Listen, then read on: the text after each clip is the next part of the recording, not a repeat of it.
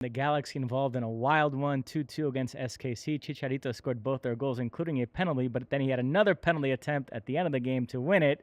He tried a panenka. It went horribly wrong. Goalkeeper didn't move. Chicharito looked ridiculous. It finishes 2-2. What did you make of it? What did I make of it? Okay. So look, I got a soft spot in my heart for Chicharito. I've said time and time again that I would much rather mark Chicharito in that I think he's more predictable, but damn if the guy just doesn't score goals. And keep in mind that the moment that everybody is rightfully talking about is the potential to get that hat trick, and more importantly, the potential for 3 points, literally at the death of the game and a penalty, and he decides to go for the panenka.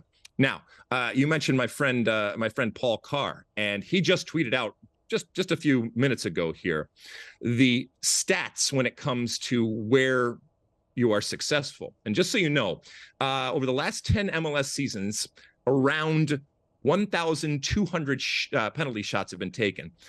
Based on the goal mouth location, and this is from a shooter's perspective, right? 76% have been successful on the left third, 81% have been successful on the right third, and 84% have been successful down the middle third. So if you really look at it, the most successful from a statistical perspective has been down the middle of the goal.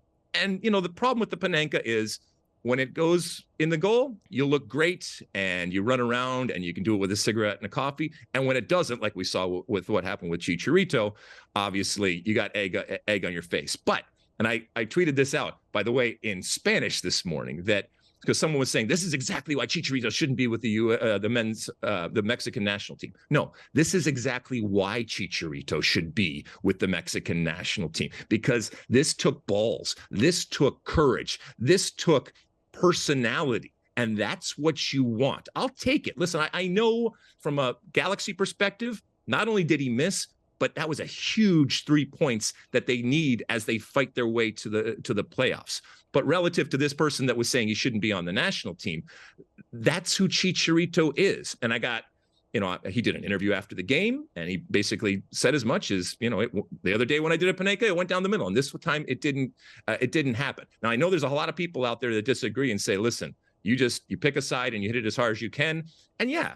You don't look as bad when the goalkeeper saves it when you've picked a side and you've actually hit a quote unquote normal type of penalty. But maybe I'm a romantic, and there was romance in what he did, and there is even a begrudging respect, even when it's a beautiful failure, which is ultimately what this was. And by the way, somebody wants to go to Qatar. You know why? Because Chicharito liked that tweet.